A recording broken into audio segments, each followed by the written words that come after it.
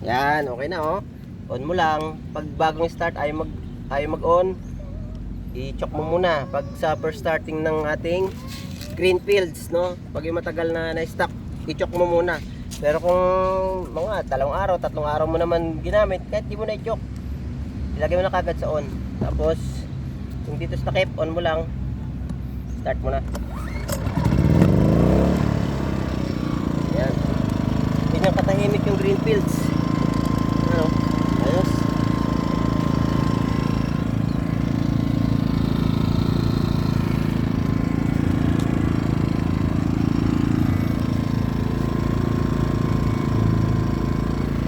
...2,000 watts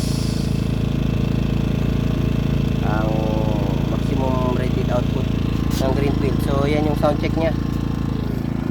Inayos kasi natin to, gawa nung ano, ayaw mandar. So ngayon ito siya. So yan din yung ano. So pag stop naman yan, pwede nyo nang i-off dito sa tank cover, tapos off lang yan dito. Yan.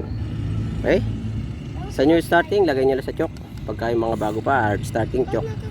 Tapos pag umandar na, balik nyo sa on. Yan. Alright.